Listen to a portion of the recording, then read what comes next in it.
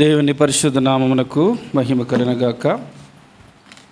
కూడి వచ్చిన ప్రతి ఒక్కరికి యేసు ప్రభు నామమున వందనములు. ఇంతవరకు ప్రభుని మనం వ్యక్తిగతంగా సంఘంగా ఆరాధించడానికి మహిమగల ప్రభు, మహోన్నతుడు, అద్వితీయ నాథుడు, సత్యవంతుడైన త్రియేక దేవుడు ప్రభు మనకిచ్చిన శ్రేష్టమైన సమయం బట్టి ప్రభుకు స్తోత్రాలు. దేవుని వాక్యం ధ్యానం చేసుకుందాం. రూతు గ్రంథం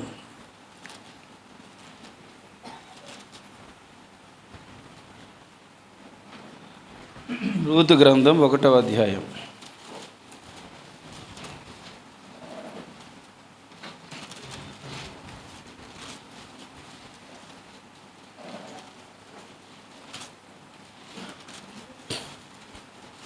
క్షమించండి, 2వ అధ్యాయం. రూతు 2వ అధ్యాయం 12వ వచనం అందరం కలిసి చదువుకుందాం.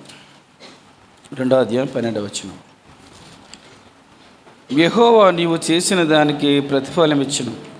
ఇశ్రాయేలు దేవుడిని యెహోవా రెక్కల కింద సురక్షితంగా ఉన్నట్లు నీవు వచ్చితివి. ఆయన నీకు సంపూర్ణమైన బహుమానం ఇచ్చినని ఆమెకు ఉత్తరం ఇచ్చింది. ప్రార్థన చేసుకుందాం, ప్రభువైపు చూద్దాం.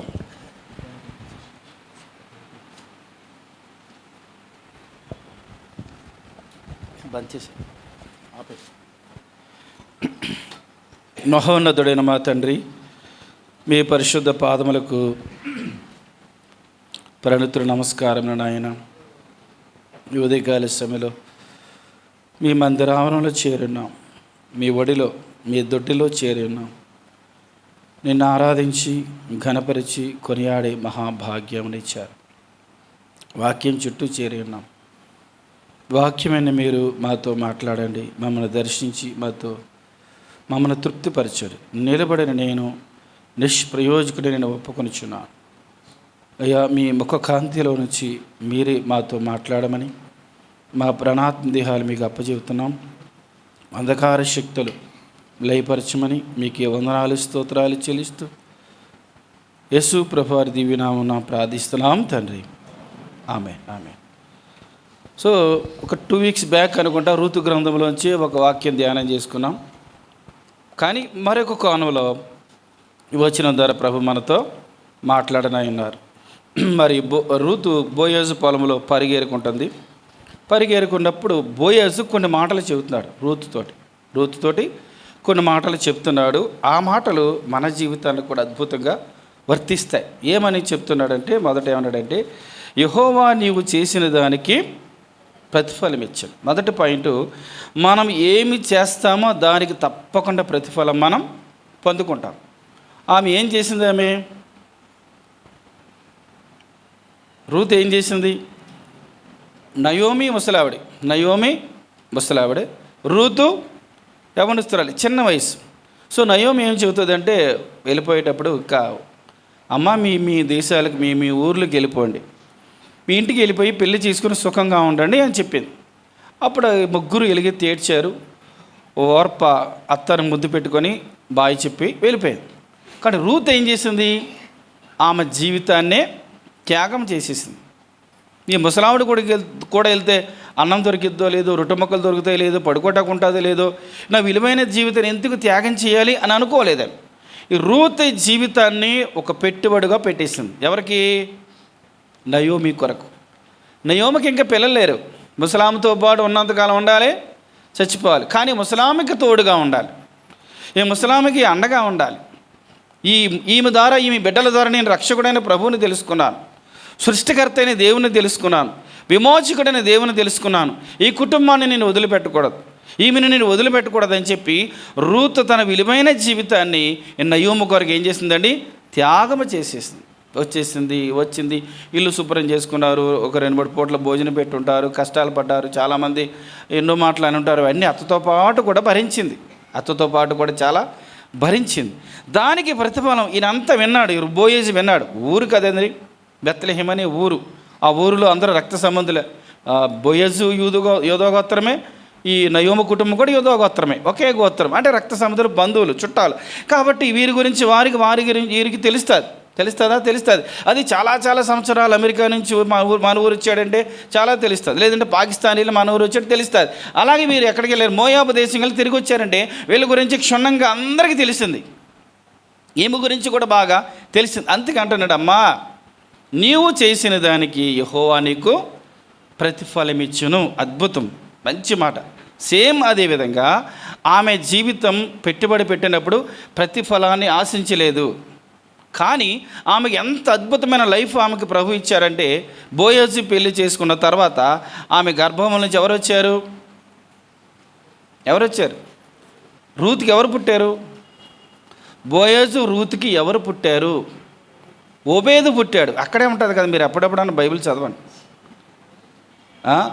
ఎందుకు అప్పుడప్పుడు అని అంటున్నాను? రోజు చదవట్లేదు కాబట్టి. ఫోన్లో పోయినసారి కూడా చెప్పే సెకండ్ సర్వీస్లో బైబిల్ రెఫరెన్స్ తీయమంటే చాలా చాలా చాలా తిరిగేస్తున్నారు. ఫోన్లో పలానా చోట ఉందంటే ఏం చేస్తాం? టకటకటకటకట్, అదిగో ఫోన్ ముందు వచ్చిందా, బైబిల్ ముందు వచ్చిందా? నీ చేతులకు ఏది ముందు వచ్చింది? బైబిలే ముందు వచ్చింది. కానీ ఏది బాగా నువ్వు ఎక్స్పెక్ట్? బైబిల్ ఎక్స్పెక్టా, ఫోన్లో ఎక్స్పెక్టా? చెప్పాలి. చాలా బాధాకరం. ప్రభువారు చూసి చాలా బాధపడుతూ ఉంటారు మనం. ఎందుకని? మనకు విలువైన జీవవాక్కును మన చేతిలో ఇచ్చాడు. దీన్ని మనం తెలుసుకోవాలి, అర్థం చేసుకోవాలి. సరే, పాయింట్ ముందుకు వెళ్ళిపోదాం. ఓబేదు పుట్టారు. ఓబేదుకి ఎవరు పుట్టారు? యెషయి పుట్టారు. యెషయికి ఎవరు పుట్టారు? దావీదు పుట్టారు. దావీదులోంచి అందరూ ఎవరు వచ్చారు? రాజులు వచ్చారు. రాజ్యముని పరిపాలించే రాజులు వచ్చారు. ఎవరి గర్భంలోంచి? రూతు గర్భంలోంచి. ఈ రూతు ఎక్కడికి వచ్చింది? యేసుక్రీస్తు ప్రభువారి వంశావళిలోనికి వచ్చి ఇద్దరు స్త్రీలు కనపడతారు. ఎవరు కనపడతారు? తామారు, ఈమె అత్తగారు తామారు అన్యురాలే. అంటే బోజీ తల్లి తామారు, ఆమె అన్యురాలే. యేసు ప్రభు వంశావళిలోకి వచ్చింది. ఇప్పుడు రూతు అన్యురాలే. కానీ యేసుక్రీస్తు ప్రభు వారి అనగా ఆ కుటుంబం కొరకు, అంటే ఈ నయోము కుటుంబం కొరకు ఆమె జీవితాన్ని పెట్టుబడికి పెట్టింది. కాబట్టి ఆమె చేసిన దానికి దేవుడు ఎంత ప్రతిఫలం ఇచ్చాడంటే, ఆమె గర్భములోంచి రాజులను వచ్చారు, రాజ్యాలను ఏలేవారు వచ్చారు, ప్రపంచాన్ని గడగడలాడించేవారు వచ్చారు. ఎప్పటికీ కూడా చరిత్రలో నిలిచిపోయే ప్రార్థనాపరులు వచ్చారు. ఎవరి గర్భంలోంచి? రూతు గర్భంలోంచి. ఇక్కడ మన వరకు వద్దాం. ఈ రోజున మన జీవితాల్లో కూడా మనం ఏమి పెట్టుబడి పెడతామో, ఏం పెట్టుబడి? జీవితం. నీ భక్తిని నీ పెట్టుబడిగా పెడితే అది మంచి భక్తి, సుబుద్ధి. మంచి భక్తి నువ్వు పెట్టుబడిగా పెడితే దేవుడు నీకు ప్రతిఫలం ఇస్తాడు. నీతిని పెట్టుబడిగా పెట్టే దేవునికి ప్రతిఫలం ఇస్తాడు. నువ్వేమి జీవిస్తావో అక్కడ అంత కదా. ఏమని అంటాడు బోయజ్ గారు? నీవు చేసిన దానికి యెహోవా నీకు ప్రతిఫలం. ఈరోజు మనం చాలా మంచి పనులు చేస్తాం, చెడ్డ పనులు చేస్తాం. కొన్ని కట్టే చేస్తాం, కొన్ని కూల్చేయి చేస్తాం. చేస్తామా లేదా? చేస్తామా? కొన్ని కట్టేయి చేస్తాం, కొన్ని కూల్చేయి కూడా చేస్తామా? కొన్ని మంచివి చేస్తాం, కొంచెం చెడ్డ చేస్తాం. నువ్వేమి చేసినా, నువ్వు మంచి చేస్తే నీకు మంచి ప్రతిఫలం వస్తుంది. నువ్వు చెడు చేస్తే చెడు నీకు ప్రతిఫలం. ఏది పెట్టుబడిగా పెడతావో అదే నీకు ప్రతిఫలం వస్తుంది. యేసుక్రీస్తు ప్రభువును నమ్మిన తర్వాత ఆయన కొరకు ఎంత సమయాన్ని త్యాగం చేయాలా? ఆయన కొరకు ఇన్ని గంటల మందిరంలో కూర్చోవాలా? ఆయన కొరకు ఎంతసేపు బైబిల్ చదవాలా? ఆయన కొరకు ఇన్ని ఊర్లు వెళ్ళి సేవ చేయాలా? ఆయన కొరకు ఇన్ని చేయాలా? ఆయన కొరకు రోజూ మందిరానికి వెళ్ళిపోవాలా అని కొన్నిసార్లు థాట్ వస్తుంది. మనం చేసిన దానికి, మనం గడిపిన దానికి, మనం ఆరాధించిన దానికి, దేనికి అచ్చుండేవాడు ప్రతి దానికైనా ప్రతిఫలం ఇస్తాడండి. మన యొక్క భక్తిని పెట్టుబడిగా, ఏ ప్రతిఫలం ఆశించి మనం పెట్టుబడిగా పెట్టకూడదు. విశ్వాసంతో ప్రభువా నువ్వు నన్ను రక్షించావు. ఆమె ఎందుకు అంతగా త్యాగపూరితంగా ఆమె జీవితాన్ని పణంగా పెట్టిందంటే, ఆమె లైఫ్ చాలా బాధాకరమైన జీవితం. కానీ మహిమగల ప్రభువు నాకు ప్రత్యక్షమయ్యాడు, ఆయనను రక్షించబడ్డాను అని చెప్పి ఆ రక్షణను బట్టి, ఆ విమోచనను బట్టి ఆ కుటుంబాన్ని హత్తుకొని ఉంది. నీవు నేను యేసుక్రీస్తు ప్రభువుని ఎందుకు హత్తుకొని ఉండాలి? ఆమె ఏం చేసి అత్తను హత్తుకుంది. ఈరోజు యేసుక్రీస్తు ప్రభువుని మనం ఎందుకు హత్తుకోవాలి అంటే, ఆయన సమస్త వైభవాన్ని విడిచిపెట్టి, ఫిలిప్పీ పత్రిక 2వ అధ్యాయం 6వ వచనం ఎవరు రాయబడింది? తండ్రితో కూడా సమానంగా విడిచిపెట్టకూడని భాగ్యము ఎంచుకోలేదు. అంటే మహిమాన్వితుడైన ప్రభు మహిమ వైభవాన్ని విడిచాడు, ఆ భాగ్యాన్ని విడిచిపెట్టాడు, నరునిగా వచ్చాడు, శరీరం ధరించుకున్నాడు, పాప శరీరాకారం, దాసున స్వరూపం ధరించాడు. దేవుడే దాసుడిగా వచ్చాడు. నీ కొరకు, నా కొరకు తన ప్రాణాన్ని త్యాగంగా శిలువ ధ్యానంలో ప్రతిరోజు అద్భుతమైన వర్తమానాలు ఒక్కొక్క సేవకులు అందిస్తూ ఉన్నారు. ఎంతో వచ్చిన వారు ఎంతో బలపరచబడతా ఉన్నారు. యేసుక్రీస్తు ప్రభువారు చేసిన త్యాగం, అంత త్యాగము చేసి మనకి గొప్ప రక్షణ ఇచ్చినందుకు నీవు నేను ఏం చేయాలి? యేసుక్రీస్తు ప్రభువారి సన్నిధిలో ఆయన హత్తుకొని మనం ఆయన కొరకు జీవించాలి. మంచే జీవించాలి తప్ప చెడు ఆలోచన, చెడు మనసులో రావటానికి లేదు. మన చెడుని విత్తేమనుకోండి ఏమొస్తుంది? చెడే వస్తుంది. మంచిని విత్తితే మంచి వస్తుంది. అలాగే దావీదు గారి గురించి కూడా చూస్తే, దావీదు గారు కూడా ఒకసారి చూద్దారండి. కీర్తనలు 18వ కీర్తన 20వ వచనం. 18వ కీర్తన 20వ వచనం.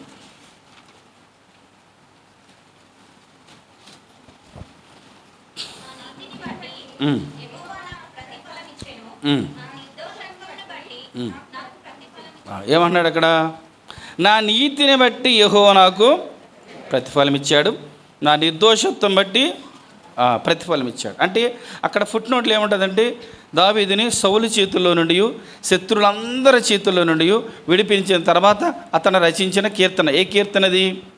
18వ కీర్తన. ఆ 18వ కీర్తన ఎప్పుడు రాస్తున్నాడంటే, సౌలు చేతుల్లో నుంచి శత్రులందరి చేతుల్లోంచి విడిపించబడిన తర్వాత ఆ కీర్తన రాస్తామన్నాడు. ఇప్పుడు ఏమంటున్నాడంటే, నేను రక్షించబడ్డాను అంటే నేను విడిపించబడ్డానంటే, నేను చక్కగా ఉన్నానంటే కారణం ఏంటంటే, నా నీతిని బట్టి యెహోవా నాకు ప్రతిఫలం ఇచ్చాడు, నా నిర్దోషత్వం బట్టి ప్రతిఫలం ఇచ్చాడు. అంటే అలా సొంత మామగారే, అంటే బిడ్డనిచ్చిన మామగారే ఈయన చంపడానికి సకల విధాల ప్రయత్నం చేశాడు. ఎవరిని? దావీదు గారిని. కానీ దావీదు గారికి కూడా సౌలును చంపడానికి అవకాశం వచ్చినా కానీ సౌలుని ఏమాత్రం దావీదు చంపలేదు. పక్కనున్న మేనల్లుడు అంటాడు, యోవాబు మేనల్లుడు సైన్యాధిపతి, ఒక్క మాటి వేసేస్తాను, తల ఛేదించి పట్టుకొచ్చేస్తాను, నేను తిప్పలు పెడుతున్నాడంటే, యెహోవా అభిషేకించిన వాడిని నేను ముట్టకూడదు అని చెప్పి ఆ వస్త్రపు చెంగు కోస్తాడంతే. ఆ వస్త్రపు చెంగు కోసినందుకు కూడా చాలా బాధపడ్డాడు. అరే చాలా తప్పు చేసినాయి అంటే అంతగా నిర్దోషంగా జీవించాడు. ఒక్క ఊరియా బెత్షెబా విషయంలో తప్ప, బైబిలే చెప్పింది ఆయన గురించి, ఒక్క బెత్షెబా విషయంలో తప్ప ఏ విషయంలో కూడా లోపం లేని వాడు దావీదు జీవించాడు. అందుకే అంటున్నాడు అక్కడ, దేవుడు రాయించాడు, పరిశుద్ధాత్మ దేవుడు, నా నీతిని బట్టి నా నిర్దోషం బట్టి దేవుడు నాకు ప్రతిఫలం ఇచ్చాడు. ఈ రోజున మనం కూడా విశ్వాస జీవితంలో మనకి చాలాసార్లు విషయంలో మనకు బాధ కలిగించేవారు మన చేతికి దొరకరా? మనకి ఇబ్బంది కలిగించేవారు మనకి చేతికి దొరుకుతారు. అబ్బాయి ఇప్పుడు నువ్వు దొరికేవు కదని ప్రతీకారం తీర్చుకోవడానికి మనమేం పాపాత్మలం కాదు, దేవుని బిడ్డలం. మనం ఏం చేయాలి? ప్రభువే చెప్పాడు. పేతురు గారు వచ్చి, ప్రభువా నా సహోదరుడు నా ఏడల తప్పిదం చేస్తే ఎన్నిసార్లు క్షమించాలండి? 70 ఏండ్ల మారు మట్టుకు. ఎంత మట్టుకు అంటండి? 70 ఏండ్ల మారు మట్టుకు నువ్వేం చేయాలి? క్షమించాలి. ప్రభువుని ఏం చేయాలి? మనం క్షమించాలి. క్షమించకుండా మనం ఒకవేళ చచ్చిపోయామనుకోండి, ఎక్కడికి వెళ్తాం? నేరుగా ఇతరులని క్షమించుకుంటాం. మనం చచ్చిపోతే ఎక్కడికి వెళ్తాం? నేరుగా నరకానికి వెళ్తాం. ఒక చోట జరిగింది, ఒక పాస్టర్ భార్య ఉంది. ఆ పాస్టర్ గారు గొప్ప సేవ చేస్తున్నాడు. ఎందుకు? ఈ విషయం మీద భార్య కోపం వచ్చి పాస్టర్ గారిని ఇలా దవడ మీద గట్టి కొట్టేసింది. ఎవరిని కొట్టేసింది? పాస్టర్ గారిని దవడ మీద గట్టిగా కొట్టేసింది. పాస్టర్ గారు ఏమనలా, పాపం బాధపడుతూ వెళ్ళిపోయాడు కారు వేసుకుని. ఎక్కడికి? పరిచర్కి వెళ్ళాడు. పరిచర్కి వెళ్ళి తిరిగి వస్తుంటే ఏమైపోయింది? యాక్సిడెంటే, చనిపోయాడు. యాక్సిడెంట్ జరిగింది, అబద్ధం కాదు, కట్టు కాదు, చనిపోయాడు. చనిపోయిన తర్వాత పరలోకానికి వెళ్ళాడు. పరలోకానికి కాదు, నరకానికి, దూత పాతాళంగా తీసుకెళ్ళిపోయింది. పాతాళంగా తీసుకెళ్ళిపోయిన తర్వాత ఇదిగో ఆ దూత చెప్తుంది, ఇదిగో ఇక్కడ పలానా వాళ్ళు ఉన్నారు, ఇక్కడ పలానా వాళ్ళు ఉన్నారు అని నరకం ఆ పాతాలో ఉన్న ప్రతి ఒక్కరిని చూపిస్తే ఈయన అనుకుంటున్నాడు, ఇంకెప్పుడు పరలోకం చూపిస్తావు? పరలోకం చూపించమంటే ఆ దూత ఎలా ఒక బాధాకరంగా ఈయన చూసి ముఖం పెట్టిందంట, నీకు పరలోకం ఛాన్స్ లేదు. గొప్ప సేవ చేశాను కదంటే, లేదు, నువ్వు చనిపోయే ముందు ఏం జరిగింది గుర్తు తెచ్చుకో అన్నాడు. మా భార్య నన్ను కొట్టింది, వెంటనే నేను కొద్దిసేపు తర్వాత క్షమాపణ అడిగిందా? అడిగింది. నువ్వు క్షమించావా అంటే, అది నేను క్షమించలేదు, అందుకే ఇక్కడికి వచ్చేసావు. నువ్వు గొప్ప సేవ చేయి, లోపం లేని వాడిగా జీవించావు, లోపం లేని సేవ చేసావు, కానీ ఇప్పుడు నీవు దేవుడు చెప్పాడు నేను పాతాళంలో పడేయమన్నాడు అంటే పెద్ద పెద్ద కేకలు చేడుస్తున్నాడు అంటాడు. ఇప్పటికే ఆ భూమి మీద ఏమైపోయింది? పెట్టెలో పెట్టేశారు ఆయన బాడీని. ఎక్కడ పెట్టారు? పెట్టెలో పెట్టేశారు. పెట్టెలో పెట్టేశారు. తీసుకుపోవడానికి మూతేసి తీసుకెళ్ళిపోవటానికి రెడీగా ఉన్నారు. ఇంక ఒక్కసారికి ఎప్పుడైతే బోరు నేడుస్తున్నారు, ఒక హస్తం పైనుంచి వచ్చింది, ఎలా పట్టుకొని సెకండ్ ఛాన్స్ అని తీసేసాడు దేవుడు, లేపేశాడు. ఎక్కడ కళ్ళు తెరిచాడు? భూమి మీద కళ్ళు తెరిచాడు. పెట్టెలోంచి ఒక్కసారి లేస్తే ఇంకేముంది అనుకుంటారు? అందరూ పారిపోతున్నారు. అందరూ ఆగండి, మీ అందరికి దండం పెడుతున్నాను, మీరు ఎవరినైనా క్షమించకుండా ఉంటే నరకానికి వెళ్ళిపోతా. నేను నరకానికి తీసుకెళ్ళిపోయాడు దేవుడు, కరుణించి సెకండ్ ఛాన్స్ నాకు ఇచ్చాడు. దయచేసి ఎవరు కూడా మీ హృదయంలో విరోధ భావం పెట్టుకోవద్దు, క్షమాపణ హృదయం కలిగి ఉండాలని చెప్పి అప్పుడు చెప్పాడు. ఇప్పటికి మీరు అది కొడితే ఆయన పేరు డానియేల్ అనుకుంటా, సాక్ష్యం యూట్యూబ్లో కూడా ఉంది అది. ఈ రోజున మనం దేవుడి యొక్క నమ్మిన మన జీవితాల్లో ఏది అంటే నా నిర్దోషం అంటే ఇదంతా ఎందుకు చెప్పానంటే సౌలుని మనస్ఫూర్తిగా క్షమించాడు. పలుమార్లు చంపడానికి ప్రయత్నించినా కానీ సౌలుని ఏమీ అంటానికి ఇష్టపడలేదు, క్షమించాడు. తనతో ఉన్నవారు ఆశ్చర్యపోతారు. సొంత కడుపును పుట్టిన కొడుకి అబ్షాలోం చంపేద్దామని ప్రయత్నం చేశాడు, రాజ్యం లాగేసుకున్నాడు. ఇప్పుడు ఈ అబ్షాలోం మీదకి దావీదు సైన్యం యుద్ధానికి వెళ్తున్నప్పుడు పిలిచి అంటాడు, నా నిమిత్తం అబ్షాలోముని ఏమీ చేయకండి అంటాడు. వాళ్ళందరూ ఆశ్చర్యపోతారు, ఈయన ఎక్కడ మనసురా, ఇదేం మనసురా బాబు ఏందని చెప్పి ఎంతగా అప్పుడు రాజ్యాన్ని వదిలిపెట్టేట్టుగా చేశాడు. ఆయన భార్యలన్నీ అతడు చెడిపోయాడు, మొత్తం రాజ్యాన్ని పాడు చేసేస్తే అబ్షాలోని క్షేమంగా తీసుకుని అంటాడు. ఏంటంటే ఆశ్చర్యపోతారు. అబ్షాలోం చచ్చిపోయిన తర్వాత దావీదుకి ఏడుస్తారు, అబ్షాలోమా నేను చచ్చిపోయినా బాగును, నువ్వు బతుకున్నా బాగున్నా అంటాడు. అంటే ఏంటది? క్షమాపణ, సహించే తత్వం. అందుకే నా నీతిని బట్టి, నా నిర్దోషిత్వం బట్టి దేవుడు నాకు ప్రతిఫలించాడు. చాలా జాగ్రత్త. ఈ రోజున మన జీవితాల్లో మనము ఎలాంటి జీవితాన్ని పెట్టుబడిగా పెడుతున్నాం, అదే తిరిగి కోసుకుంటాం. మనకు వచ్చే బ్లెస్సింగ్స్ కానీ, మనకు వచ్చే ఆశీర్వాదాలు కానీ, మనం పొందే ప్రతిఫలాలు ఎక్కడి నుంచో బయట నుంచి రావు. ఏది విత్తుతామో అదే కోస్తాం. నువ్వు మంచిని విత్తు, మంచిని కోస్తావు. ప్రేమను విత్తు, ప్రేమను కోస్తావు. ద్వేషాన్ని విత్తు, ద్వేషాన్ని కోస్తావు. క్షమాపణని విత్తు, క్షమాపణకు. యేసుప్రభువుడు ఆయన చెప్పారు ఏమని? మీరు మీ మనుషుల ఇతరుల అపరాధన క్షమించని ఎడల మీ అపరాధులు మీ నెత్తి మీదే ఉండిపోతాయి ఉండవా? యోబు గారి గురించి చూద్దాం. యోబు గ్రంథం 8వ అధ్యాయం 6-7 వచనాలు. యోబు గ్రంథం 8-6-7 వచనాలు.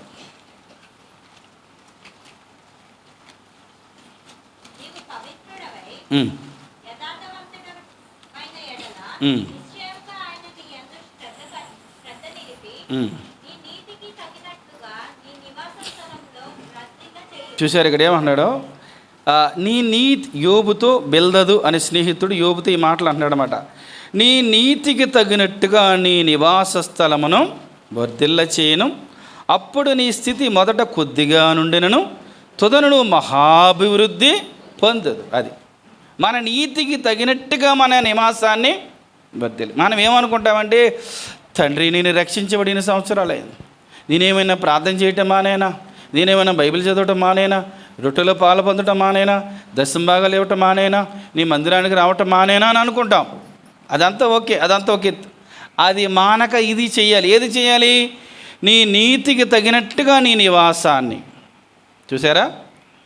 మన నీతికి తగినట్టుగా మన నివాసాన్ని, మన భక్తికి తగినట్టుగా మన నివాసాన్ని, మన పరిశుద్ధత తగినట్టుగా మన నివాసాన్ని, మన విధేయత తగినట్టుగా మన నివాసాన్ని, మన సమర్పణకు తగ్గట్టుగా మన నివాసాన్ని దేవుడు ఏం చేస్తాడు? వర్ధిల్ల చేస్తాడు. అందుకే ప్రభువారు ఊరికే చెప్పాల, ప్రభువా అని పిలుచుట ఎందుకు నన్ను? పరలోకమందున తండ్రి చిత్త ప్రకారం చేయకుండా నా యొద్దకు వచ్చి ప్రభువా అంటే పిలిస్తే పరలోకం మీరు ఎలా వస్తారంటున్నాడు ఆయన. ఈరోజు మరి ప్రభువా అని ఏడిస్తే ప్రయోజనం కాదు. దేవుని నమ్మినటువంటి మనం ఆయనలో ఎలాగ మనం జీవించగలుగుతున్నాం? గత జీవితానికి, రక్షించబడిన జీవితానికి ఏమైనా చాలా వ్యత్యాసం అనేది ఏం చేయాలండి? కనపడాలి. ఇప్పుడు యోబు గారు ఉన్నారనుకోండి, యోబు గారిని ఆ బిల్దదు ఏ విధంగా అయితే తన స్నేహితుడు చెప్పాడో అక్షరాలు అదే విధంగా యోబు గారు ఏ లోపం లేని, ఆయన గురించి మీరు గమనం చేస్తే, నేను కుంటివారికి కాళ్ళునయ్యానంటాడు. అంటే ఏంటి? కుంటివారిని అలా ఆదుకున్నాను. గుడ్డివారికి నేను నేత్రములయ్యానంటాడు. గుడ్డివారికి తన నేత్రాలు ఉన్నట్టుగా అంతగా చూసుకున్నాడు. తండ్రి లేని వారికి నేను తండ్రిగా ఉన్నాను. అంటే ఏంటి? ఆయన చేరదీసి వారిని పోషించేవాడు. ఎన్ని కార్యములు చేశాడో చెప్పలేం. వీటికి కీడు చేశాడు అంటానికి యోబు జీవితంలో లేదు. కానీ ఏం పొందుకున్నాడు ఇక్కడ? నష్టం. ఒక హాఫ్ అన్ అవర్లో పిల్లలు, కుమార్తెలు చనిపోయారు, ఇల్లు పడిపోయింది, పొలం కాల్చేశారు, పశువులన్నీ తీసుకెళ్ళిపోయారు, పనివారిని చంపేశారు. మొత్తం ఏమైపోయింది? జీరో అయిపోయాడు. తూర్పు దిక్కులో అతడే గొప్పవాడు, తూర్పు దిక్కులో హీరో. ఇప్పుడు ఏమైపోయాడు? జీరో అయిపోయాడు. ఏమన్నాడు? యెహోవా ఇచ్చాను, యెహోవా తీసుకున్నాడు. భార్య వచ్చింది, భార్య కూడా దూషించింది. ఏమి భార్యను కూడా తిట్టలేదు. విశ్వాసంతో, నిరీక్షణతో ఆయన వైపే చూస్తున్నాడు. ఆ ఓర్పుకు తగినట్టుగా, విశ్వాసానికి తగినట్టుగా, ఆ నిరీక్షణకు తగినట్టుగా దేవుడు మరలా ఏం చేశాడు? రెట్టింపు ఆశీర్వాదం మరల దేవుడు దయచేశాడు. 4 తరాల వరకు యోబు గారు జీవించారు. యోబు కుమార్తెలంత అందమైన వారు ఆ తూర్పు దేశంలోనే లేరు అన్నాడు. అంత అద్భుతం. ఈ రోజున మనం కూడా కష్టాల్లో, శ్రమలలో, బాధలలో, కురుంగుదలలో ఏం చేయాలంటే ఎవరిని కించపరచకూడదు. ఎవరిని నిందించకూడదు. యోబు గారు ఎవరినైనా కించపరిచాడా? యోబు గారి దగ్గరికి స్నేహితులు వచ్చి పుండి మీద కారం చల్లి మాటలు మాట్లాడతారు, వారిని కూడా ఏమనలేదు. వారు మాట్లాడినందుకు దేవుడు వారి మీద కోప్పడ్డాడు. మీరు వెళ్ళి యోబు దగ్గరికి వెళ్ళండి, అతడు మీ కొరకు ప్రార్థన చేస్తారు, లేదంటే మీ అని దేవుడు కోప్పడతాడు. ఈ రోజున మనం మన జీవితాల్లో ఎలాంటి జీవితం మనం జీవిస్తున్నాం అనేది ప్రశ్న వేసుకోవాలి. టైం ముందుకు వెళ్దాం. మళ్ళీ ఒక రూతు గ్రంథం దగ్గరికి రండి. రూతు గ్రంథం దగ్గరికి మొదటి పాయింట్ ఏం చూసాం? గట్టిగా చెప్పాలి. మనమేం ధ్యానించుకున్నాం? ఏమి జీవితం జీవిస్తామో అది మనకి ప్రతిఫలంగా వస్తుంది. మంచిని జీవిస్తే మంచి ప్రతిఫలంగా వస్తుంది, చెడు జీవిస్తే చెడు ప్రతిఫలంగా వస్తుంది కదా. దేవుడి కొరకు సమర్పణ జీవితం కలిగి మనం జీవిస్తే ఆ సమర్పణకు తగినట్టుగా ప్రభు ఏమిస్తాడండి? కృప చూపుతాడు. ఇక్కడ 2 పాయింట్ ఏమంటున్నాడు ఆయన? 2:12 యెహోవా ఇశ్రాయేలు దేవుడైన యెహోవా రెక్కల కింద సురక్షితంగా ఉండునట్లు నీవు వచ్చింది. ఇప్పుడు ఎక్కడి నుంచి వచ్చింది ఆమె? మోయాబు దేశం. మోయాబు దేశంలో ఏం చేసేది ఆమె? మోయాబు దేశంలో ఏం చేసేది? పూజారి. కెమోష్ అనే దేవత దగ్గర పూజారి. ఈమె ఏం చేయాలంటే ఈమెని బరిగా అర్పించుదామని పెద్ద ఇత్తడి విగ్రహం ఉంటుంది. ఏ విగ్రహం? ఆ దేశంలో జరిగేది పెద్ద ఇత్తడి విగ్రహం ఉంటుంది. 2 చేతులు ఇలా ఉంటాయి. ఆ విగ్రహానికి 2 చేతులు ఇలా ఉన్నప్పుడు పసిపిల్లల్ని తీసుకొచ్చి ఆ చేతుల్లో పెట్టేస్తారు. పెట్టినప్పుడు ఆ పసిపిల్ల ఏమవుతుంది? కరిగిపోతుంది. అప్పుడు ఆ ఇంటి వారు ఏం చేస్తారంటే మా బిడ్డను దేవుడు స్వీకరించాడని చెప్పి చాలా ఆనందపడతారు. అలాగ ఒక రోజున ఈమెని వాళ్ళ ఇంటి వారు ఇచ్చేసారు. అలా ఇచ్చినప్పుడు కొన్ని రోజులు అక్కడ పెంచిన తర్వాత వారందరిని చెక్ చేస్తారు. చెక్ చేస్తే ఈ పాపకు ఒక లోపం కనపడుతుంది. రూత్ చిన్నప్పుడు దేనికి? చేతికి ఒక గాయం కనపడుతుంది. అందుకే ఆమెను రిజెక్ట్ చేసేసి ఆమెను ఒక పూజారులాగా పెంచుతారు. ఇప్పుడు ఏం చేయాలంటే ఒక్కొక్కరికి బంగారు కిరీటం చేయించి మంచి వస్త్రాలు ధరింపచేసి ఈ పిల్లల్ని ఆ దేవత చేతిలో పెట్టాలి. ఆ వృత్తి ఏది? అక్కడ ఈ రూత్ గారిది వృత్తి. భయంకరమైన జీవితం. చూస్తుండగానే పిల్లలు కాలిపోతూ ఉంటారు. అక్కడికి మహ్లోను కిలియోను ఉన్నారు కదా, వాళ్ళు కొంచెం వర్క్ చేసేవారు. ఆ పిల్లలకు కావలసినటువంటి అలంకరణ, గోల్డ్ వర్క్ అంటారు కదా, అలంకరణ వస్తువులు చేసి అక్కడ పంపుతూ ఉండేవారు. అక్కడికి ఈయన వెళ్ళేటప్పుడు ఈ దగ్గర దేవుని వాక్యాలు కనపడతాయి. ఈయన దగ్గర మెడలో కానీ చేసిన వస్తువుల దగ్గర కనపడితే ఆమెకి ఇదేంటి అని అడుగుతుంది. అప్పుడు ఆమెకి ఈయన ఏం చేస్తాడంటే రూతుకు సువార్త చెప్తాడు. సువార్త చెప్పడం ద్వారా మొత్తాన్ని ఏదో విధంగా ఆ ప్రదేశంని తప్పించుకొని వచ్చేసింది. ఇప్పుడు ఎక్కడి నుంచి వచ్చింది ఆమె? శపితమైన ప్రదేశం, భయంకరమైన ప్రమాదకరమైన ప్రదేశం నుంచి ఇప్పుడు ఎక్కడికి వచ్చేసింది? యెహోవా రెక్కల కింద సురక్షితంగా జీవించడానికి వచ్చేసింది. ఇప్పుడు ఇది గుర్తించినటువంటి ఈ బోయజ్ గారికి ఆమె లైఫ్ తెలుసు. ఆమె ఏం చేసేది మీరు ఇంటికి వెళ్ళిన తర్వాత మరి చూస్తే చూడండి, మీ ఇష్టం. రూత్ అని సినిమా కొట్టండి. ఏమని కొట్టండి? రూత్. 3 గంటల సినిమా, మీకు ఓపుకుంటే పెట్టుకొని చూడండి. రూత్ అనే సినిమా చాలా బాగా తీశారు, చాలా అద్భుతంగా చేశారు. అక్కడ ఎలా జరిగిందో కళ్ళకు కట్టినట్టుగా తీశారు. 2 సినిమాలు ఉంటాయి దాంట్లో. ఇలాంటివి చూడండి, పుణ్యం ఉంటుంది. వేరు చూసే బదులు ఇలాంటి బైబిల్ సంబంధించి చూస్తే కొంచెం విశ్వాసాలు ఏం చేస్తాం, మనం బలపడతాం. విన్నదాన్ని ఆ కళ్ళార చూసినది ఏమైపోతాం? ఉండిపోతాం. నేను రూతు చూశాను, తోమతి, అన్ని సినిమాలు చూశాను.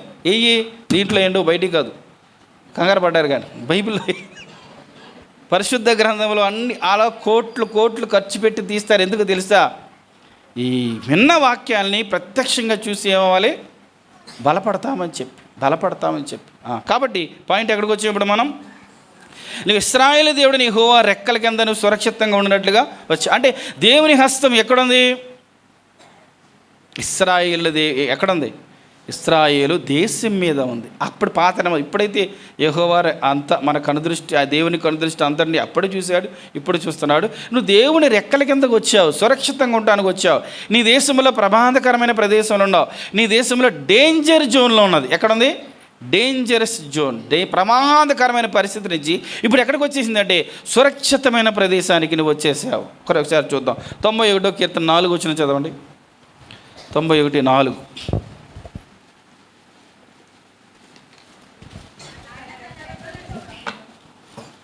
చదవండి గట్టిగా.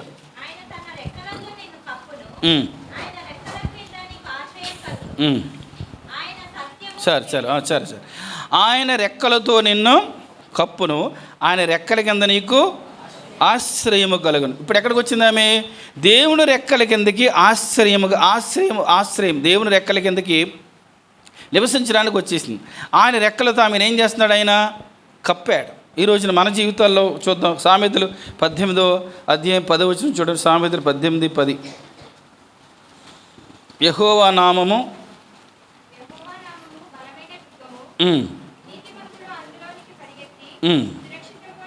చూసారా?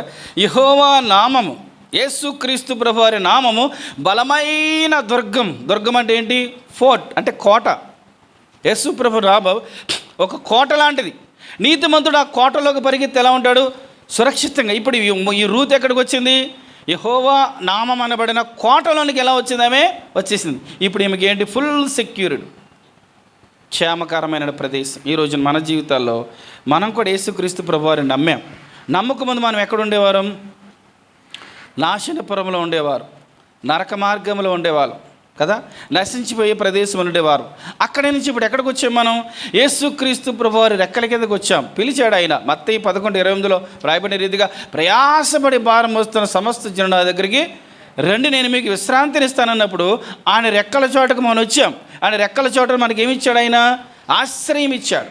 ఏమిచ్చాడు? ఆశ్రయం. 46వ కీర్తన 1వ వచనం నుంచి చదవండి. దేవుడు మనకు ఆశ్రయమును దుర్గమునై ఉన్నాడు. త్వరగా తీయండి. 46:1 నుంచి 46:1 నుంచి.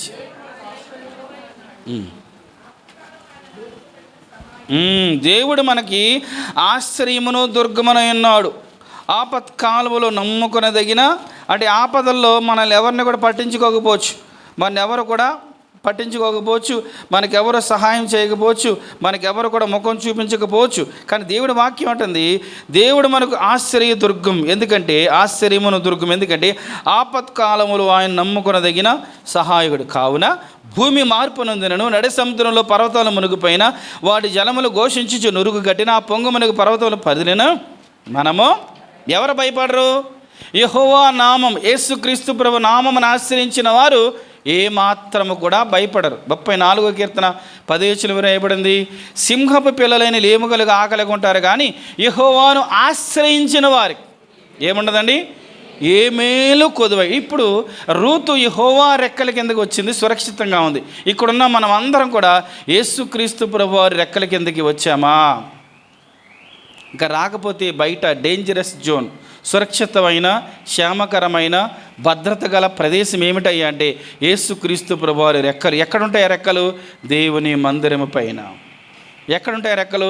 సర్వలోకం మీదైన రెక్కలు ఆయన చేతిని పెట్టాడు. ఎవరైతే ఆయన రెక్కలను ఆశ్రయించి వస్తారో వారికి ఏమిస్తాడు? ఆయన సురక్షితాన్ని ఇచ్చేవాడుగా ఉంటున్నాడు. చాలా కాలం క్రితం బ్రిటిష్ పాలనలో చెన్నైలో ఒక భయంకరమైన గజదొంగ ఉండేవాడు.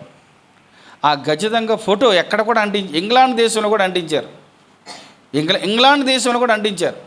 ఈ పలానా వీడిని పట్టిస్తే ఇన్ని లక్షల రూపాయలు ఇస్తామని అప్పుడే ప్రకటన చేశాడు. అంత భయంకరమైన గజదొంగ. వాళ్ళొక టీం వెళ్ళారంటే ఊరే దోచుకొని వచ్చేస్తారు. ఎవరు వాళ్ళని పట్టుకోలేకపోతున్నారు.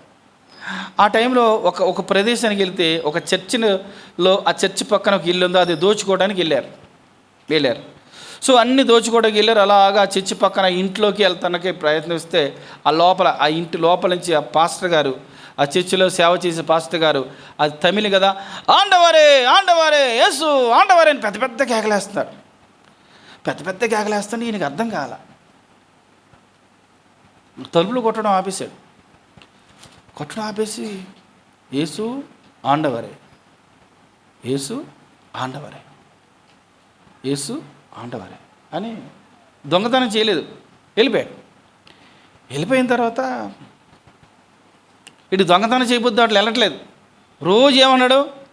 యేసు ఆండవరే, యేసు ఆండవరే అని ఆంటీ ఉండిపోయాడు. అలాగా ఈ మిగతా టీంకి కూడా మార్పు వచ్చింది. మరి వీడి మొత్తానికి ఇది మత్తి భ్రమించినట్టుందిరా, వీళ్ళు వదిలేస్తే ఎవరికైనా దొరికేస్తాడు, మనం గుట్టంతా చెప్పేస్తాడని చెప్పి ఏం చేశారంటే అటు పడుకుంటుండగా అంత రాయిబండి తీసుకుని ఎత్తి మీద వేసేసారు.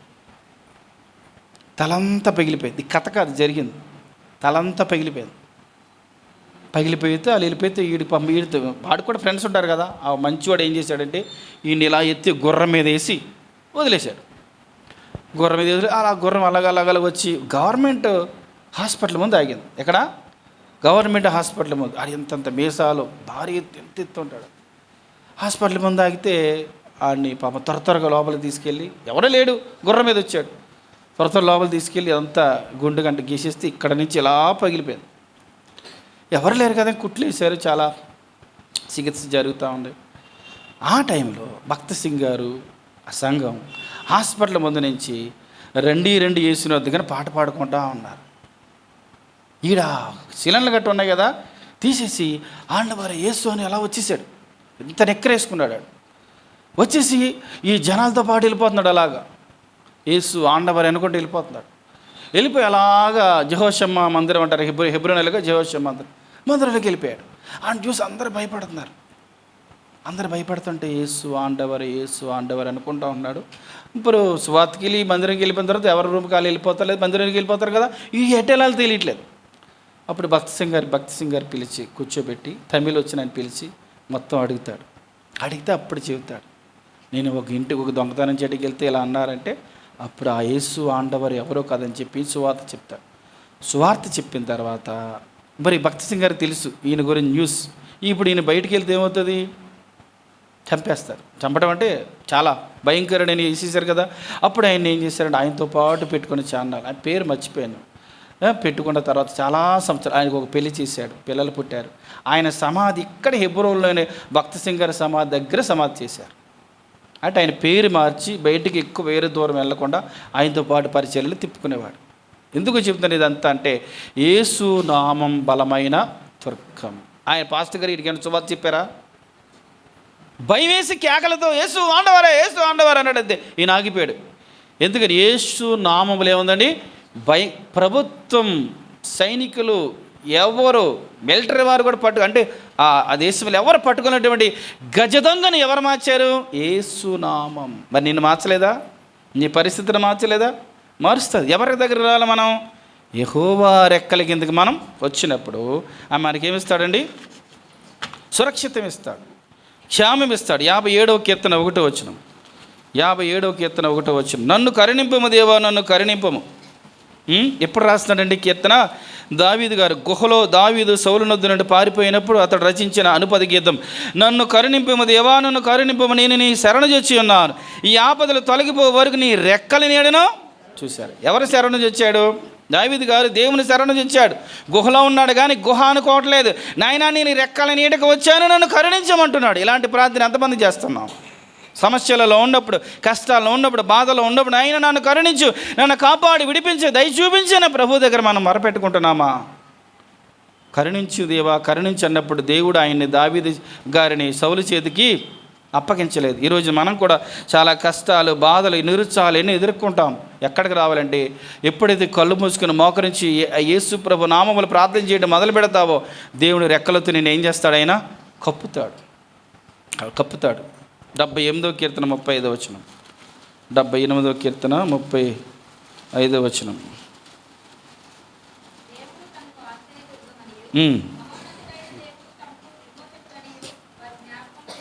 ఇశ్రాయేల్ ప్రజల గురించి చెప్తున్నారు ఇక్కడ. దేవుడు తమకు ఆశ్రయ దుర్గమనియు మహోన్నతుడైన దేవుడు తమకు విమోచకుడిన వారు ఎవరు? ఇశ్రాయేల్ ప్రజలు జ్ఞాపకం చేసుకున్నారు. ఆయనను వారి హృదయం ఆయన ఎడల అయినను. చూసారా, ఈరోజు మన జీవితాల్లో కూడా మనం చాలాసార్లు దేవుడు నాకు గొప్ప దేవుడు నాకున్నాడు, విమోచకుడు నాకున్నాడు, ఆశ్రయ దుర్గం మనకున్నాడని అనుకుంటాం. ఆయనను మన హృదయం ఎలా ఉండదు? కొన్నిసార్లు స్థిరముగా ఉండదు. ఇరవై అలాగే అయింది. స్థిరముగా ఉండకుండా ఆయన నిబంధన వారు నమ్మకముగా గైకొని లేదంట. నోటి మాటతో ఆయన వారు ముఖస్తుతి చేశారు, తమ నాలుగులతో ఆయనది యొద్ద బొంకారు. చూశారు, ఈరోజు మన జీవితాల్లో ఎంత గొప్ప దేవుడు మనకు ఉండగా, దేవుడు మన పక్షం ఉండగా మనకి విరోధి ఎవడు? ఎంత ఆశ్చర్యదుర్గమైన మహిమగల ప్రభు మనకు ఉండగా ఉన్నాడని చెప్పి జ్ఞాపకం చేసుకోవాలి. ఎవరిని జ్ఞాపకం చేసుకోవాలి? సమస్యలలో దేవుణ్ణి జ్ఞాపకం చేసుకోవాలి, ఒత్తిడిలో దేవుణ్ణి జ్ఞాపకం చేసుకోవాలి, విపత్తులు దేవుణ్ణి జ్ఞాపకం చేసుకోవాలి. ఆనాడు పూర్వీకులైన భక్తులందరూ కూడా వారి విపత్తులు, ప్రమాదకరాలు, అన్ని పరిస్థితులు కూడా దేవుణ్ణే జ్ఞాపకం చేసుకున్నప్పుడు దేవుడు వారికి ఎలా ఉన్నాడండి? ఆశ్చర్యదుర్గంగా ఉన్నాడు. ఈ రోజున మనం ఎవరిని జ్ఞాపకం చేసుకుంటున్నాం అని అంటున్నాడు యోబుగా. మన బోయజ్ గారు అంటున్నారు, ఈమెతో అమ్మా నీవు యెహోవా రెక్కల కింద సురక్షితంగా ఉండడానికి వచ్చా. ఈ రోజున ఇంకా ఎవరైనా యేసు ప్రభు రక్తములో కడగబడకుండా, తండ్రి కుమార పరిశుద్ధాత్మ నామములో బాప్టిస్ట్ సాక్ష్యం ఇవ్వకుండా, రొట్టె ద్రాక్ష రసంలో పాలు పొందకుండా, సంఘ సభ్యుడిగా నువ్వు చేయబడకుండా, ఇంకా నువ్వు రక్షించబడకుండా ఉన్నట్లయితే నీ జీవితం, నీ లైఫ్ డేంజర్ జోన్లో ఉందని అర్థం. No warranty, no guarantee. ఒక్క యేసుక్రీస్తు ప్రభు నామములోనే వారంటీ, గ్యారంటీ. ఏంటిది? ఇక్కడ కళ్ళు మూసిన క్షణంలోనే పరలోక రాజ్యంలో ఉంటాం. మరి మనం బాప్టిజం తీసుకున్న ప్రతి ఒక్కరం కూడా వారంటీ జోన్లో అని సేఫ్ జోన్లో ఉన్నామంటే కాదు. ఆయన వాక్యమందు, సహవాసమందు, రొట్టె విచ్చడందు, అపొస్తల బోధ ఎందు, ప్రార్థన ఎందు ఎడతెగక ఉండాలి. పరలోకమందున తండ్రి చిత్త ప్రకారం చేసి వాక్యంలో మనం జీవించాలి. అప్పుడు మనం ఎక్కడ ఉన్నటువంటి సేఫ్ జోన్. దేనికి మనం భయపడం. అక్కడ 46:1 చూసాం కదా, మనం ప్రపంచం సర్వ భూమిలో ఏ మార్పులు కలిగినా భయపడకుండా మనం ఎలా ఉంటాం? నిబ్బరంగా ఉంటాం. నీతిమంతుల సింహం వలె ధైర్యంగా ఉంటారు. ఈ రోజున రక్షకుడైనటువంటి యేసుక్రీస్తు ప్రభు చెంతకు వచ్చిన మనందరం కూడా ధన్యులము. రక్షించబడిన వారికి ప్రభు అంటున్నాడు, మనము యోబు గారి దగ్గర అంటాడు, బిల్దదు అనుకుంటాడు, మనం నిన్నటి వారమే, మన దినములు నీడ వలె గతించిపోతాయి. ఈ నేడు ఏమి జరుగునో మనకి తెలియదు. నిన్న ఏమి జరిగింది నీకు తెలుసు, రేపు ఏమి జరిగితే ఎవరు చెప్పలేరు. చెప్పగలుగుతారా? చెప్పలేరు. ఎవరి వల్ల కాదు. ఒక్క దేవుడే సమస్తాన్ని స్వయంభవుడైన భూపతులకు అధిపతి, పరిపాలించేవాడు, ఆయన చిత్తవృత్తి చొప్పున చేసేవాడు. ఆయన దగ్గరికి వచ్చి శిరస్సు వచ్చి, నా హృదయాన్ని నీకు ఇస్తున్నాను ప్రభా, నీ రెక్కల కింద నన్ను చేర్చుకో అంటే ఏం చేస్తాడు? ఆయన చేర్చుకొని మనల్ని బలపరిచేవాడుగా ఉంటున్నాడు. అందుకే 23వ కీర్తన 4వ వచనంలో ఏమంటాడు భక్తుడైన దావీదు గారు? గాఢాంధకారపు లోయలో సంచరించిన ఏ అపాయమునకు భయపడను, ఎందుకంటే నువ్వు నాకు తోడయ్యందు, నీ దుడ్డుకరిని దండమనన్ను. గాఢాంధకారము అంటే English Bible shadow of death అంటుంది. అంటే మరణాంధకారపులో ఇల్లు భయపడను ప్రభు, ఎందుకంటే నువ్వు నాకు తోడయ్యున్నావు, ఎందుకు నీ రెక్కలనేడు నేను ఆశ్రయించాను కాబట్టి నాకేమీ భయం లేదు అంటున్నాడు. జకర్యా గ్రంథం 2:8 చూడండి. జకర్యా 2:8 మలాకీకి ముందు ఉంటుంది.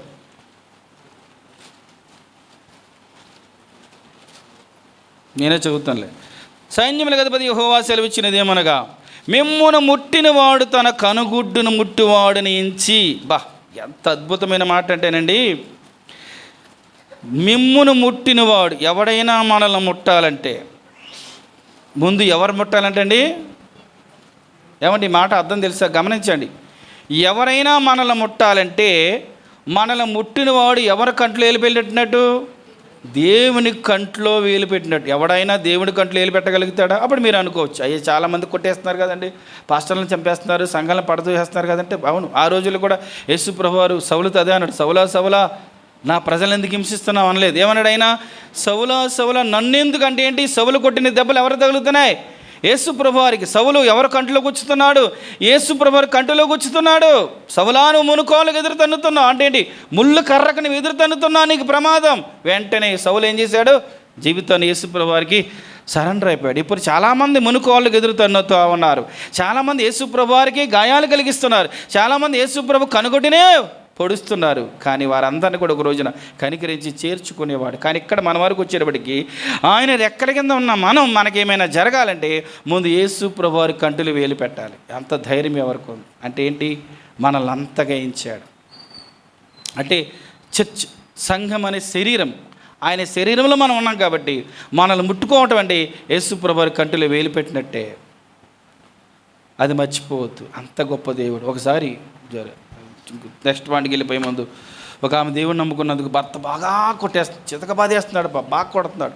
చర్చికి వెళ్ళొద్దంటే వెళ్తుందని చెప్పి ఒకసారి వెళ్ళొచ్చింది చర్చికి. అట్ల పుల్ల బాగా కాల్చి వీపు మీద అలా పెట్టేశాడు. వీపు మీద పెట్టేస్తే అలా ముద్ర పడిపోయింది. బోరు నేడుస్తుంది. ప్రభువా కరుణించిన ఆయన అంటే ఆమెకు అలా దేవుడు చూపించాడు. ఆ ముద్రలు ఎవరి వీపు మీద ఉన్నాయి తెలుసా? యేసు ప్రభు వారి వీపు మీద ఉన్నాయి. అమ్మా, నీ భర్త నీకు అది వాత పెట్టింది, నాకు పెట్టాడు, భయపడు అని చెప్పి ఓర్చుకోమన్నాడు. తర్వాత కొన్ని రోజులైన భర్త మార్పు చెందాడు. ఎక్కడికి వచ్చాడు? ప్రభు సన్నిధికి. అద్భుతం. ఎందుకంటే సంఘం ఆయన శిరస్సు, మన శరీరం. మనకి ఎక్కడ దెబ్బలు తగిలిన మనకి ఎవరు తగిలినట్టు? ఇప్పుడు మన పిల్లలకు దెబ్బలు తగిలితే ఎవరు తగిలినట్టు ఫీల్ అవుతారు? మనకు తగిలినట్టు ఫీల్ అవుతారు. మరి మన కోసం ప్రాణం పెట్టిన యేసు ప్రభువారు మనకు దెబ్బలు తగిలితే ఎవరు ఫీల్ అవటం కాదు, ఆయనకి ఏమవుతాయి? తగులుతాయి. అంత ప్రేమ మన మీద. కాబట్టి ఆయన్ని హత్తుకొని ఉండాలి, ఆయన ఆశ్రయంలోకి మనం రావాలి. చివరి పాయింట్ చెప్పి చూసుకొని ముగించుకుందాం రండి. రూతు గ్రంథం 2:12 ఏమన్నాడంటే, ఆయన నీకు సంపూర్ణమైన బహుమానం ఇచ్చినని ఉత్తరం ఇచ్చాడు. ఏమిచ్చినట్ట? అమ్మాయి, నీకు దేవుడు సంపూర్ణ బహుమానం అంటే బోయేజ్కి ఈ రూతును పొలంలో పరిగెరగొట్టకు వచ్చిన రూతును పెళ్లి చేసుకుంటానని ఆయన కలలో కూడా ఊహించి ఉండకపోవచ్చు. Yes or no? ఆయనకి తెలియదు, అసలు ఆ థాటే లేదు ఆయనకి, అసలు ఆలోచనే లేదు. ఎప్పుడైతే ఆ కళ్ళమ్మ దగ్గరికి వెళ్ళి ఆమె అడుగుతుందో ఆశ్చర్యపోతాడు. అమ్మ ఒక్క నిమిషం, నాకంటే మీకు సమూపి బంధువు ఒకడు ఉన్నాడు, వాడు విడిపించకపోతే నేను విడిపిస్తాను. అప్పటిదాకా ఈయనకేం తెలియదు పాపం. ఆయన నీకు సంపూర్ణమైన బహుమానం ఇచ్చెను. 127వ కీర్తనలో 3వ వచనం రాయబడి చూద్దాం. కుమారుడు యెహోవా అనుగ్రహించు స్వాస్థ్యం, గర్భఫలం ఆయన ఇచ్చు బహుమానం. ఎలాంటి బహుమానం ఈమెకి ఇచ్చాడు దేవుడు? తర్వాత బోయేజు పెళ్లి చేసుకున్న తర్వాత సంపూర్ణ బహుమానం. మళ్ళీ అక్కడికి వద్దాం. ఒబేదు పుట్టాడు, ఒబేదు నుంచి ఎస్ఐ నుంచి దావీదు గారిలోంచి యేసుక్రీస్తు ప్రభువారు ఇచ్చారు. ఇప్పుడు ఎవరికి మధుమామ అయిందామే? యేసు ప్రభువారికి సంపూర్ణ బహుమానం ఇచ్చాడు. అంటే ఏంటి? అమ్మ, నీవు జీవించిన జీవితానికి, నీ త్యాగానికి ప్రతిఫలంగా, నీ కష్టానికి ప్రతిఫలంగా, నీ యొక్క భక్తికి ప్రతిఫలంగా దేవుడు నీకు సంపూర్ణమైన బహుమానం ఇచ్చాడు. ఈ రోజున మన జీవితాల్లో కూడా తిమోతి రాసిన 2వ పత్రిక 4వ అధ్యాయం 6-7 వచనాలు. తిమోతి రాసిన 2వ పత్రిక 4వ అధ్యాయం 6-7 వచనాలు. యేసుక్రీస్తు ప్రభువారి కొరకు త్యాగపూరితమైన జీవితం జీవించారు. ఎవరు? పౌలు గారు ఇంక వెడలిపోయే సమయం వచ్చింది. అప్పుడు తిమోతి గారికి రాస్తూ అంటున్నాడు, ఇదిగో నేను ఇప్పుడే పానార్పణముగా పోయబడుచున్నాను, నేను వెడలిపోయే కాలం సమీపమై ఉన్నది, మంచి పోరాటం పోరాడితే నా పరుగు కడముట్టించి నీ విశ్వాసం కాపాడుకుంటే ఇక మీద నా కొరకు నీతి కిరీటం ఉంచబడింది. ఆ దినమందు నీతి గల న్యాయాధిపతిని ప్రభు అది నాకు మాత్రమే కాకుండా తన ప్రత్యక్షతను అపేక్షించే వారందరికీ. ఒక్క మాటలో చెప్పాలంటే పౌలు గారు ఏమంటున్నారంటే, ఇగో తిమోతి, ఇంక నేను చనిపోతున్నాను, కానీ చనిపోతున్నా నేను ప్రభు దగ్గరికి వెళ్తున్నప్పుడు ఆయన నాకు సంపూర్ణ బహుమానం ఇవ్వటానికి ఒక గిఫ్ట్, ఒక మంచి గిఫ్ట్, సంపూర్ణమైన బహుమానం పట్టుకొని ఆయన రెడీగా ఉన్నాడు. తిమోతి, నాకేం బాధ లేదంటున్నాడు. బహుమానం. నీతి కిరీటం అంటే ఏంటిది? బహుమానమే కదా. కిరీటం పొందుకోవడం అంటే బహుమానం. ఈరోజు మన జీవితాలు కూడా మన జీవించిన జీవితానికి, భక్తికి, శ్రమకు, పరిచర్యకు ప్రతిఫలంగా పరలోక రాజ్యం ప్రభు ఏమిస్తాడు? బహుమానం. అందుకే ప్రకటన గ్రంథం 22వ అధ్యాయం 12వ వచనం చూద్దాం. ప్రకటన 22:12 ఒక మాట ఉంటుంది. ఏమనంటే, ఇదిగో త్వరగా వచ్చుచున్నాను, వాని క్రియల చొప్పున. ఏముందండి ఇక్కడ? వాని క్రియ చొప్పున ప్రతి వానికి ఇచ్చడానికి నేను సిద్ధపరిచిన జీతము నా. మన జీతం ఎవరి దగ్గర ఉందండి? ఇప్పుడు ఇక్కడ జీతాలు ఇస్తారు పని చేస్తే. 1వ తారీఖు, 2వ తారీఖు లేదా 30వ తారీఖు సంథింగ్ ఎప్పుడు ఇస్తారు. మళ్ళీ నెలాఖరికి ఏమైపోద్దండి?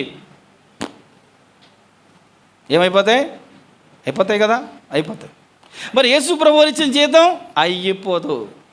అక్షయమైన జీతం, వాడబారిన జీతం, వాడబారిన కిరీటం. అందుకే యేసు ప్రభువు అన్నారు, మీరు క్షయమైపోయిన వాటి కొరకు కాక అక్షయమైన వాటి కొరకే మీరు కష్టపడండి. ఏంటి అక్షయమైనది? ఏంటి? పరలోకంలో ఇచ్చే ప్రతి బహుమానం, ప్రతి జీతము కూడా అక్షయమైనది, వాడబారినది, అది తరిగిపోయినటువంటిది, ఎప్పుడు కూడా తరగనటువంటిది. దాని కొరకు మనం ఇక్కడ ఏం చేయాలి? పని చేయాలి. నీకే తలాంత ఇచ్చాడో ఆ తలాంతను చేత పట్టుకొని యేసు ప్రభు కొరకు మనం ఏం చేయాలి? పని చేస్తే మనకు తప్పకుండా మనకి ఏం చేస్తాడు? ఆయన బహుమానం ఇస్తాడు. పరలోక రాజ్యంలో ఎన్నో బహుమానాలు రెడీగా ఉన్నాయి. ఆయన సిద్ధపరిచిన ఈవులు మన కంటికి కనపడ, చెవి కనపడ, హృదయానికి అగోచరమ ఈవులన్నీ అక్కడ సిద్ధంగా పెట్టాడు. అక్కడ అవన్నీ మనం పొందుకోవాలంటే ఇక్కడ మనం ఏం చేయాలండి? ఇప్పుడు ఒక గోల్డ్ మెడల్ వచ్చిందనుకోండి మన భారతదేశానికి, ఉదాహరణకి మన తెలుగు రాష్ట్రాల నుంచి ఎవరు కొంతమంది తీసుకొచ్చారు కదా, వాళ్ళకి ఏం చేశారు? ఎయిర్పోర్ట్ నుంచే ఊరేగించుకుంటూ తీసుకొచ్చారా? ప్రభుత్వాలు ఏమి ఇచ్చారు? వారికి ల్యాండ్ ఇచ్చారు, డబ్బులు ఇచ్చారు, వాళ్ళకి ఘనత వచ్చింది, సన్మానం చాలా అయిపోయింది, వచ్చింది కదా. అలాగే పరలోక రాజ్యం మనకి వెళ్ళిన తర్వాత హెబ్రీ గ్రంథకర్త అంటాడు 12వ అధ్యాయంలో, ఎంత గొప్ప సాక్షి సమూహము మేఘం వలె ఆవరించేసింది. స్టేడియం చుట్టూ ఎవరున్నారంటే 11 హెబ్రీ 11లో ఉన్న ఆ భక్తుల సమూహం అంతా స్టేడియం చుట్టూ ఉన్నారు, చూస్తూ ఉన్నారు మన పరుగు పందాన్ని. మన పరుగు పందం యేసు ప్రభు కొరకు అలుపెరగ పరిగెత్తినప్పుడు ఏం పొందుకుంటాం మనం? పరలోక రాజ్యంలో బహుమానాలు పొందుకుంటాం. ఏం బహుమానం పొందుకుంటాం? యేసు ప్రభు అంటారు, ఒక్క వ్యక్తి మారు మనస్సు పొందితే పరలోక రాజ్యంలో మిక్కిలి సంతోషం. ఒక్క గోల్డ్ మెడల్ కానీ, సిల్వర్ కానీ, బ్రాంజ్ కానీ ఒలింపిక్లో కొడితే దేశమంతా ఎలా సంతోషిస్తారో, పరలోక రాజ్యంలో సంభ్రమాశ్చర్యములు కలగాలంటే ఒక్క పాపి మారు మనసు పొంది యేసు ప్రభు దగ్గరికి వచ్చి యేసు ప్రభు రక్షకుడిని అంగీకరిస్తే పరలోక రాజ్యం మిక్కిలి సంతోషం. దానికి తగ్గ బహుమానం వేల కట్టలేం. దాని కొరకు ఏం చేస్తున్నావు? అంతకుముందు ఆమె పేరు మర్చిపోయాను, కానీ ఆమె అందులో టెన్నిస్లో ఆడటానికి ఏం చేసిందంటే ఆమె చాలా త్యాగం చేసిందంట. ఆమెకి బిర్యానీ అంటే చాలా ఇష్టం అంట. ఆ బిర్యానీ ఆమె తింటే మళ్ళీ ఆడలేదని చెప్పి ఆమె కోసం ఇంటి వాళ్ళందరూ మానేశారంట. ఆ కోచ్ చెప్పాడండి, నీకు ఒలింపిక్స్ అయ్యే వరకు ఫోన్ ముట్టుకోద్దని చెప్పాడు. ఫోన్ పక్కన పెట్టేసింది. అంత కంట్రోల్గా ఉండి ఆమె ఆడింది కాబట్టి ఏమొచ్చింది ఆమెకి? మెడల్. మరి పరలోక రాజ్యంలో మనకి మెడల్, క్రౌన్, కిరీటం కావాలంటే మనం కూడా ఏం చేయాలి? కొన్ని ఏం చేయాలండి? త్యాగం. యేసుప్రభువును నా సిలువ ఎత్తుకుని నేను వెంబడింపగోరువాడు తన్ను తాను ఉపేక్షించుకొని, ఏదైతే నీ భక్తికి ప్రమాదకరమో, ఏదైతే నీ విశ్వాసానికి ప్రమాదకరమో, ఏదైతే పరలోకానికి ఇబ్బందికరమో దాన్ని ఏం చేయాలి? మనం పక్కన పెట్టేయాలి, త్యాగం చేసేయాలి. నీకు అది కావాలి ఇది కావాలంటే రాదు. బహుమానం, ఇహలోక సంబంధమైన బహుమానం పొందడానికి వారు అంతగా ప్రయాసపడతారే, అంతగా త్యాగం చేస్తారే, అంతగా వారు సమర్పణ కలిగి ఉంటారే. మరి పరలోక రాజ్యంలో పొందబోయే బహుమానం నిత్యమైన బహుమానం, అది సంపూర్ణమైన బహుమానం, అది వాడబారిన బహుమానం. ఆ బహుమానం పొందాలంటే ఇక్కడ ఇంకెంత కష్టపడాలి, ఎంత డెడికేట్గా, ఎంత సమర్పణతో మనం ఉండాలి, ఎంత త్యాగపూరితమైన జీవితం మనం జీవించాలి. ఒక్కసారి మనం ఏమనుకుంటా అంటే నమ్ముకొని అలా వెళ్ళిపోతే ఎక్కడ ఉంటామంటే వెనకాల వరుసలో ఎక్కడ ఉంటాం. అసలు వెనకాల వరుస కాదు. ఒలింపిక్స్లో సెలెక్ట్ అవ్వాలంటేనే ఆ దేశంలో బాగా ఆడుంటేనే సెలెక్ట్ చేస్తారు. అలాగే మన పరలోక రాజ్యానికి ప్రమోట్ చేయబడాలంటే, సెలెక్ట్ అవ్వాలంటే ఏం చేయాలి? మనం ఈ భూమి మీద శరీరాన్ని, నేత్రాస, జీవబడంబను జయించి యేసుక్రీస్తు ప్రభు కొరకు ఆత్మఫలము ఫలించి ఆయన కొరకు మహిమగల ఆ మహిమాన్వితుడైన ప్రభు కొరకు ఒక సాక్షిగా మనం జీవించాలి. హల్లెలూయా, హల్లెలూయా, హల్లెలూయా. ఎలా జీవిస్తున్నాం? 3 మాటలు మనం చూసాం. 3 మాటలు. మొదటి మాట ఏమని చెప్పాడు ఆయన? అయిపోయింది.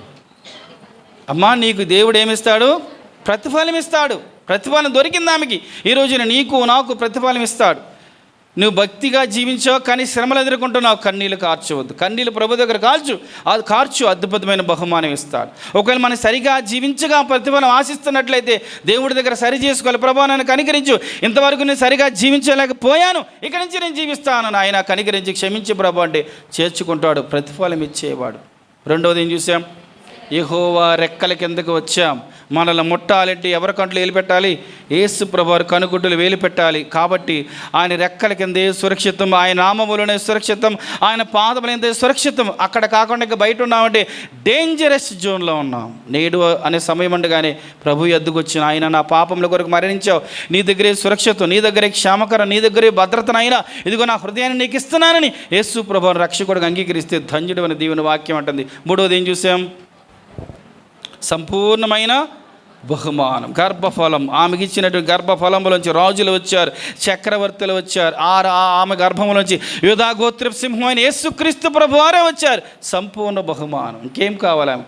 నీకు పరలోక రాజ్యంలో సంపూర్ణ బహుమానం కావాలంటే ఇక్కడ విశ్వాసమును ప్రతి భారమును సులువుగా చిక్కులు పెట్టే పాపమును విశ్వాసమును కర్తయ్యను కొనసాగించేవాడని యేసు వైపు చూచుచు మన ఎదుట ఉంచబడిన ఆనందం కొరికి అవమానం నిర్లక్ష్యపెట్టిన యేసు ప్రభు వైపు చూస్తూ మన ముందు వచ్చిన పందెములు ఓపిక, శ్రమలలో ఓపిక, కష్టాలలో ఓపిక, సమస్త విషయాల్లో ఓపిక కలిగి పరిగెత్తు, నీకు పరలోక రాజ్యంలో అద్భుతమైన బహుమానం ఉంది. కళ్ళు మూసుకుందాం, మన హృదయాలను పరీక్ష చేసుకుందాం, పరిశీలన చేసుకుందాం. ప్రియమైనటువంటి సహోదరి సహోదరుడా, కుమారి, నువ్వు ధైర్యంగా ఉండి, దేవుడు నీకు ప్రతిఫలం ఇస్తాడు. ప్రతిఫలం దొరికింది, యెహోవా రెక్కల కిందకు వచ్చింది, బహుమానం పొందింది. మనం ఎలా ఉన్నాం?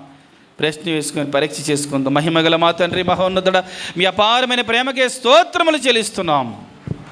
మా జీవితంలో మేము కూడా ప్రతిఫలం పొందేవారంగా నీ రెక్కల కింద సురక్షితం పొంది నీ యొద్ద నుంచి బహుమానం పొందేవారికి మమ్మల్ని సిద్ధపరచాను. ఎత్తబడిన వాక్యాన్ని మా హృదయాలు భద్రపరిచి కనికరించు.